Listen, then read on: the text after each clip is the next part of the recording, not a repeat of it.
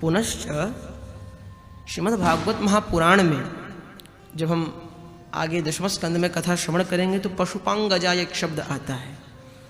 तो इस विशेषण को यदि उसके साथ जोड़ा जाए तो एक बड़ा सुंदर अर्थ निकलता है। अहिरिपुपति कांता ताद संबद्ध कांता हरतनय निहंते प्राणदात्री ध्वज सखी सुत सुत कांता ताद संपूज्य कांता पितृ शिरो वहा गंगा अंगजा अंगुष्ठजा यस्य तस्मै स पशुपांगजा। ये तो खैर बुद्धि के विस्तार के लिए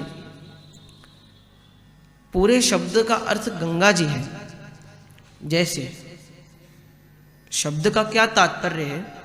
शब्द का तात्पर्य इतना है कि हमें किसी बालक का परिचय देना हो तो हम मात्र ऐसे भी बता सकते हैं कि भैया इस बालक का अमुक नाम है, ये इस कक्षा में पढ़ता है, परिचय। किंतु यदि हमें किसी की परीक्षा लेनी हो और उसे उलझाकर किसी का परिचय देना हो तो वो इस विशेषण से समझ सकते हैं। पूरे परिवार का संबंध गिराते हैं, उनके बेटा, उनके भतीजा, उनके भांजा, ये सब बना करके अंत में नाम, वही इस विशेषण का तात्पर्य है। जैसे 2-3 शब्द समझते हैं। अहि अर्थात सर्प, तस्य कस्य सर्पस्य रिपु शत्रु, सर्प के शत्रु गरुड़ जी महाराज। अहि रिपु 2 शब्द का अर्थ। फिर अगला पति जोड़ दीजिए तो गरुड़ के पति कौन? भगवान नारायण। तो ऐसे ही संबंध बिठाते बिठाते माँ गंगा का अर्थ निकलता है। अंगजा सा एव गंगा। कौन सी गंगा? तो जो गंगा इन सभी विशेषणों से विभूषित है वे गंगा। गंगा शब्द का बड़ा सुंदर अर्थ विद्वज्जनों ने किया है।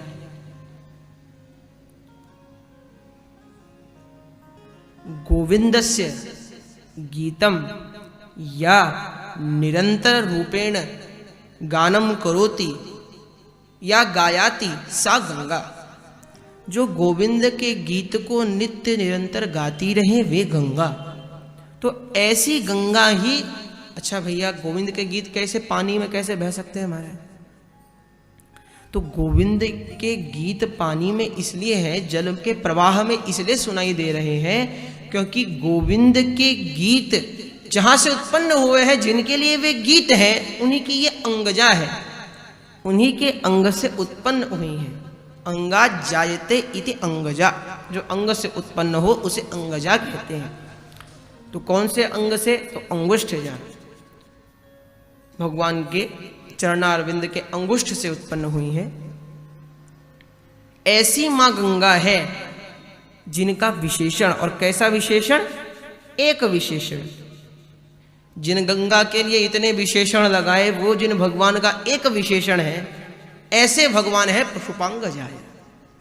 उन पशुपांगजाय भगवान जिनके लिए उपनिषदों में कहा, तेजो बिंदु उपनिषद है, हमारा वज्र सूची उपनिषद आदि हैं, उसमें ज्ञान विज्ञानोपनिषद उपनिषद संग्रह पुस्तक आती है, उसमें है भगवान क्या है तो बताया। ओम नित्यं शुद्धम बुद्धम निर्विकल्पम निरंजनम निराख्यात मनादिनिधनमेकम तुरीयम वेदभूतम भविष्यत् परिवर्तमानम सर्वदा नवच्छिन्नम परब्रह्म। इसी को सरलता से बताएं तो अनंत कोटि अखंड ब्रह्मांड नायक परापर ब्रह्म योगेश्वरेश्वर भगवान कृष्ण। कैसे? भगवान श्री कृष्ण क्या है? नित्य है, मान लिया नित्य है।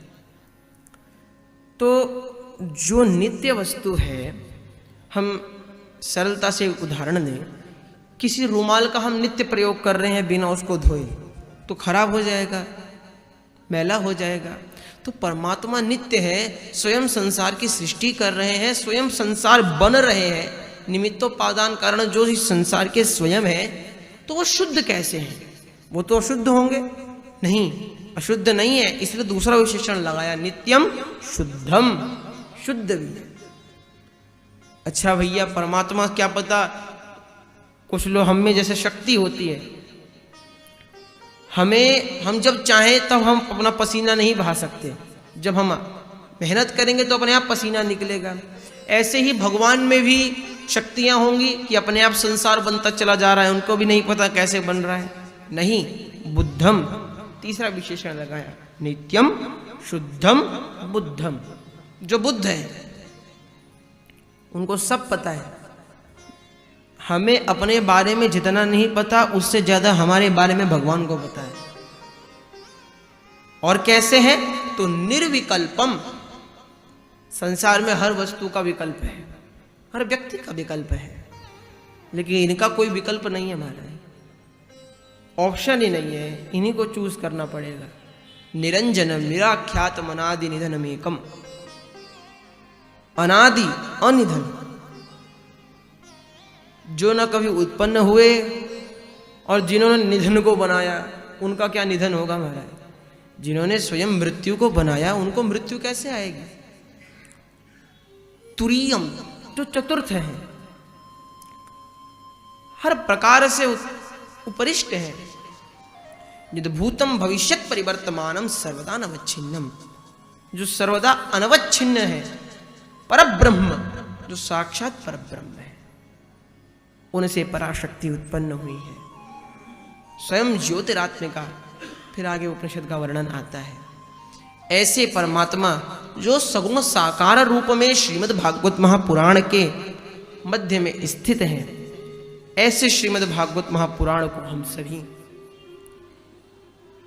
गुरुदेव के विशेष प्रयासों से विभिन्न विभिन्न वक्ताओं के माध्यम से श्रवण कर रहे हैं।